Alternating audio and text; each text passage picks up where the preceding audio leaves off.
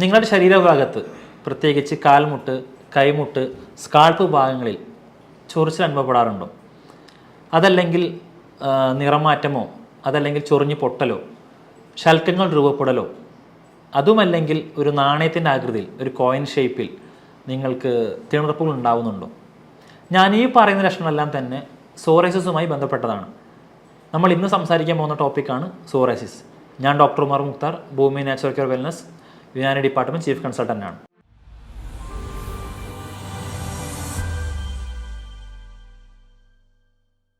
നമ്മളെല്ലാവരും തന്നെ സുപരിചിതമായിട്ടുള്ള ഒരു അസുഖമാണ് സോറിയാസിസ്. നമ്മുടെ കുടുംബത്തിൽ ആർക്കെങ്കിലും അല്ലെങ്കിൽ നമ്മുടെ സുഹൃത്തുക്കൾ ആർക്കെങ്കിലും ഒരു പക്ഷേ നമ്മൾ കണ്ടിട്ടുണ്ടാവുന്ന ഒരു അസുഖമാണ് സോറിയാസിസ്. എന്താണ് സോറിയാസിസിനെ മറ്റുള്ള സ്കിൻ ഡിസീസുകളുമായിട്ട് അല്ലെങ്കിൽ മറ്റ് ചർമ്മരോഗങ്ങളുമായിട്ട് വ്യത്യാസപ്പെട്ടിരിക്കുന്നത്? നമുക്കറിയാം, ഓരോ അസുഖത്തിനും ഒരു കാരണമുണ്ടായിരിക്കും. ഉദാഹരണത്തിന് നമ്മുടെ ശരീരത്തിൽ കണ്ടുവരുന്ന മിക്ക സ്കിൻ അലർജിക്കും അല്ലെങ്കിൽ സ്കിൻ ഇൻഫെക്ഷൻസിനും പ്രധാനപ്പെട്ട കാരണങ്ങൾ എന്ന് പറയുന്നത് ഒരു പക്ഷേ ഫംഗൽ ഇൻഫെക്ഷൻസോ അതുമല്ലെങ്കിൽ വല്ല ബാക്ടീരിയൽ കാരണങ്ങൾ കൊണ്ടോ ഉണ്ടാവാറുണ്ട്. എന്നാൽ സോറിയാസിസിനെ വ്യത്യസ്തമാക്കുന്നത് അതിൻ്റെ മൂലകാരണമാണ്. സോറിയാസിസ് എന്ന് പറയുന്നത് ഒരു ഓട്ടോ ഇമ്മ്യൂൺ ഡിസോർഡറാണ്. നമുക്കറിയാം, നമ്മുടെ ശരീരത്തിൻ്റെ അകത്ത് ഒരു ഇമ്മ്യൂണിറ്റി സിസ്റ്റം പ്രവർത്തിക്കുന്നുണ്ട്.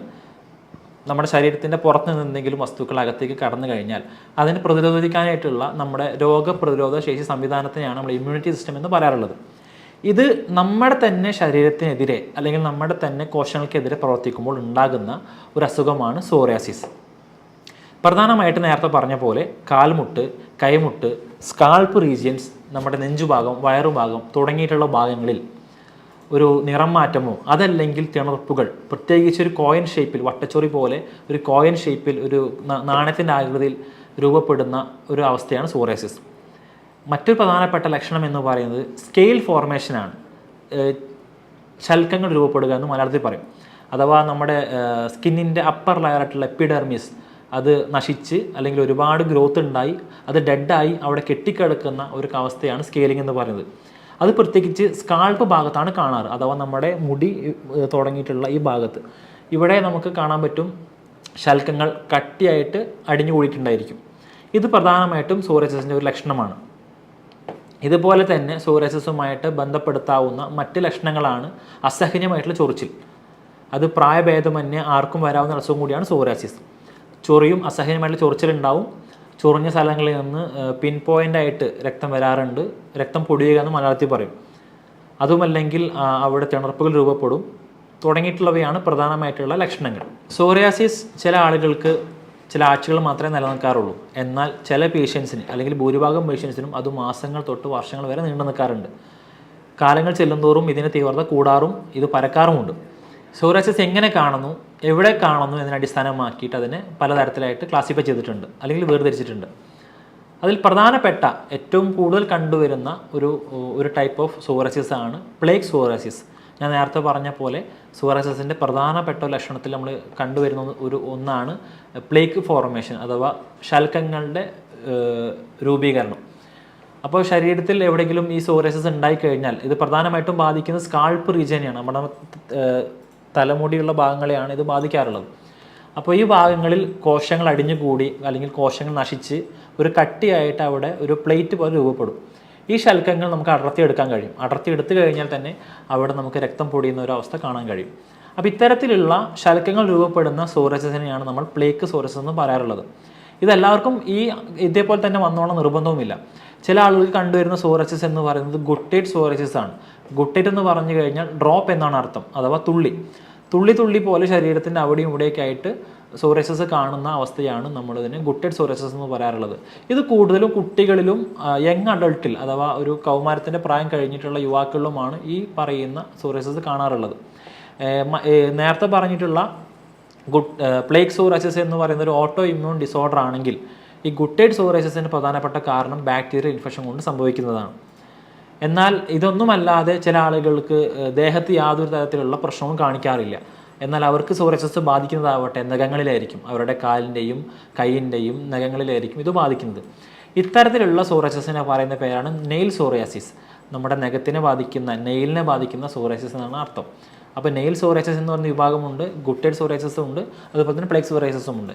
ഇതല്ലാത്ത ഒരു തരത്തിലുള്ള സോറിയാസിസ് ആണ് ഇൻവേഴ്സ് സോറിയാസിസ്. ഈ തരത്തിലുള്ള സോറിയാസിസ് കണ്ടുവരുന്നത് പ്രധാനമായിട്ടും ശരീരത്തിൻ്റെ മടക്കുകളിലാണ്. ഇപ്പോൾ സ്ത്രീകളിലാണെങ്കിൽ അവരുടെ ബ്രസ്റ്റിന് താഴെ, അതല്ലെങ്കിൽ കാൽമുട്ടിൻ്റെ പിറകുവശത്ത്, കൈ കൂടുന്ന ഈ സ്ഥലത്ത്, അതുപോലെ നമ്മുടെ കാലിൻ്റെ അയവുകളിൽ തുടങ്ങിയിട്ട് ശരീരത്തിന് മടക്കുകൾ എവിടെയൊക്കെയുണ്ടോ അവിടെയെല്ലാം കാണുന്ന ഒരു പ്രത്യേക തരത്തിലുള്ള സോറിയാസിസ് ആണ് ഈ പറയുന്ന ഇൻവേഴ്സ് സോറിയാസിസ്. ഇതൊന്നുമല്ലാതെ മറ്റൊരു തരത്തിലുള്ള സോറിയാസിസ് ആണ് പസ്റ്റുലാർ സോറിയാസിസ്. ഇത് ലക്ഷണങ്ങൾ കൊണ്ട് സോറിയാസിസുമായിട്ട് നമുക്ക് സാമ്യം തോന്നില്ല എങ്കിലും പഴുപ്പ് നിറഞ്ഞ കുരുക്കൾ ഒരു കൂട്ടമായിട്ട് കണ്ടുവരുന്ന ഒരു കണ്ടീഷനെയാണ് പസ്റ്റുലാർ സോറിയാസിസ് എന്ന് പറയുക. ഇത് നമുക്ക് അങ്ങനെ ചൊറിച്ചിലുണ്ടാവണമെന്നില്ല, എന്നാൽ പോലും ഒരു പ്രത്യേക ഭാഗത്ത് പഴുപ്പുള്ള കുരുകൾ അടിഞ്ഞു കൂടിയിട്ടായി കാണാൻ കഴിയും. ഈ ടൈപ്പിലുള്ള സോറിയാസിസ് നമ്മൾ പസ്റ്റുലാർ സോറിയാസിസ് എന്ന് പറയുന്നത്. ഇനി എന്തൊക്കെ കാരണങ്ങൾ കൊണ്ട് സോറിയാസിസ് എന്ന് പറയുന്ന അസുഖം വരാം? ഞാൻ നേരത്തെ പറഞ്ഞു, ഇതിൻ്റെ പ്രധാനപ്പെട്ട ഒരു കാരണം എന്ന് പറയുന്നത് ഓട്ടോ ഇമ്മ്യൂൺ ഡിസോർഡറാണ്. നമ്മുടെ ശരീരം നമുക്കെതിരെ തന്നെ തിരിയുന്ന സമയത്താണ് ഇത് കൂടുതൽ കണ്ടുവരാറുള്ളത്. ഇതിൽ തന്നെ പ്രധാനമായിട്ടും ഇതിൻ്റെ പിന്നിൽ പങ്ക് വഹിക്കുന്നത് HLA എന്ന് പറയുന്നൊരു ജീനാണ്, ഹ്യൂമൺ ല്യൂക്കോസൈറ്റ് ആൻറ്റിജൻ എന്ന് പറയുന്ന ഒരു ജീൻ. അതിൽ തന്നെയുള്ള CW6 എന്ന് പറയുന്ന ഒരു ജീനാണ് സോറിയാസിസിനെ ഇത്ര അധികം വഷളാക്കുന്നത് എന്ന് ഇപ്പോൾ അടുത്ത് നടന്ന പഠനങ്ങൾ തെളിയിച്ചിട്ടുണ്ട്. എന്നാൽ എല്ലാ സോറിയാസിസും ഇതുപോലെ തന്നെ ആവണമെന്നില്ല. ഓട്ടോ ഇമ്മ്യൂൺ ഡിസോർഡർ അല്ലാത്ത സോറിയാസിസും ഉണ്ട്. ഞാൻ നേരത്തെ പറഞ്ഞ പോലെ ഗുട്ടൈൽ സോറിയാസിസ് സംഭവിക്കാനുള്ള പ്രധാനപ്പെട്ട കാരണം എന്ന് പറയുന്നത് ബാക്ടീരിയകൾ കൊണ്ടുണ്ടാകുന്ന ഇൻഫെക്ഷൻസ് ആണ്. എന്നാൽ മറ്റു ചിലർക്കാവട്ടെ ചില പ്രത്യേക തരത്തിലുള്ള മരുന്നുകൾ കഴിക്കുന്നത് കൊണ്ടോ, ഉദാഹരണത്തിന് NSAIDs എന്ന് പറയുന്ന മരുന്നുകളുണ്ട്, non steroid anti inflammatory drugs, ഈ തരത്തിലുള്ള മരുന്നുകൾ കഴിക്കുന്ന ആളുകളിലോ അതല്ലെങ്കിൽ മറ്റെന്തെങ്കിലും മരുന്നുകൾ കഴിക്കുന്ന സൈഡ് എഫക്റ്റ് ആയിട്ടോ സോറിയാസിസ് ചില ആളുകളിലും കണ്ടുവരാറുണ്ട്. എന്നാൽ മറ്റു ചില ആളുകൾക്ക് ഇതിൻ്റെ സ്ട്രെസ്സ് ഉണ്ടാകുന്ന സമയത്ത് സോറിയാസിസ് ആയിട്ട് രൂപപ്പെടാറുണ്ട്. ഇതിന് പ്രധാനപ്പെട്ട കാരണം എന്ന് പറയുന്നത് നമ്മുടെ വയറുമായിട്ടോ അല്ലെങ്കിൽ ഗട്ടുമായിട്ട്, നമ്മുടെ കുടലുമായി ബന്ധപ്പെട്ടിട്ടുള്ള ആരോഗ്യവുമാണ്. നമ്മുടെ ശരീരത്തിൻ്റെ വയറും കുടലും ബന്ധപ്പെട്ടിട്ടുള്ള ഭാഗങ്ങൾ ആരോഗ്യത്തിലല്ല എങ്കിൽ, അവിടെ നല്ല ബാക്ടീരിയകൾ ഇല്ല എങ്കിൽ അത് നമുക്ക് ഓട്ടോ ഇമ്മ്യൂൺ ഡിസോർഡറിലേക്ക് മാറാനുള്ള സാധ്യത കൂടുതലാണ്. ഉദാഹരണത്തിന് ഗ്ലൂട്ടൻ അലർജി ഉള്ള ആളുകൾ, ഗ്ലൂട്ടൻ എന്ന് പറയുന്നത് ഗോതമ്പ്, അതുപോലെയുള്ള ആട്ട, മൈദ തുടങ്ങിയിട്ടുള്ള ഭക്ഷണപദാർത്ഥങ്ങൾ കാണുന്ന ഒരു തരം പ്രോട്ടീനാണ്. ഈ പ്രോട്ടീൻ എല്ലാവർക്കും ഒരേപോലെ ദഹിക്കാനുള്ള കപ്പാസിറ്റി ഉണ്ടായിക്കൊള്ളണമെന്നില്ല. അപ്പോൾ നമ്മളിത് പരിധിക്ക് അളവിൽ കൂടുതൽ കഴിച്ചു കഴിഞ്ഞാൽ ഇതിനെ ദഹിപ്പിക്കാൻ ആവശ്യമായിട്ടുള്ള ബാക്ടീരിയകൾ നമ്മുടെ കുടലിനകത്ത് ഇല്ല എങ്കിൽ അത് ടോക്സിൻസ് പുറത്തു വിടുകയും ഈ പറയുന്ന ഗ്ലൂട്ടൻ ഇൻടോളറൻസ് എന്ന് പറയുന്ന അവസ്ഥയിലേക്ക് നയിക്കുകയും അത് പിന്നീട് ഓട്ടോ ഇമ്മ്യൂൺ ഡിസോർഡറായിട്ട് മാറാനുള്ള സാധ്യതയുമുണ്ട്. അപ്പോൾ എല്ലാം തന്നെ ജെനറ്റിക് ആവണമെന്നില്ല, അല്ലെങ്കിൽ ബാക്ടീരിയൽ ഇൻഫെക്ഷൻ ആവണമെന്നില്ല. ചെറിയ തരത്തിൽ പറയുകയാണെങ്കിൽ നമ്മൾ കഴിക്കുന്ന ഭക്ഷണത്തിലൂടെയും സോറിയാസിസ് വരാനുള്ള സാധ്യത വളരെ കൂടുതലാണ്. അതിൽ പ്രധാനപ്പെട്ടതാണ് ഗ്ലൂട്ടൻ ഇൻടോളറൻസ്. നമ്മൾ കഴിക്കുന്ന ചപ്പാത്തി, ആട്ട, മൈദ തുടങ്ങിയിട്ടുള്ള ഉൽപ്പന്നങ്ങൾ കാരണവും നമുക്കൊരു പക്ഷേ സോറിയാസിസ് വന്നേക്കാം. എന്തൊക്കെ കാരണങ്ങൾ കൊണ്ട് സോറിയാസിസിനെ നമുക്ക് ട്രിഗർ ചെയ്യാം, അല്ലെങ്കിൽ എന്തൊക്കെ കാരണങ്ങൾ സോറിയാസിസിൻ്റെ നില വഷളാക്കാം എന്നുള്ളതാണ് നമ്മൾ സംസാരിക്കാൻ പോകുന്നത്. പ്രധാനമായിട്ട് നമുക്കറിയാം, സ്മോക്കിംഗ്, ആൽക്കഹോളിസം, പുകവലിയും മദ്യപാനവും സോറിയാസിസുള്ള ആളുകൾക്ക് അവരുടെ അസുഖത്തിൻ്റെ വ്യാപ്തി കൂട്ടാൻ കാരണമായേക്കാം.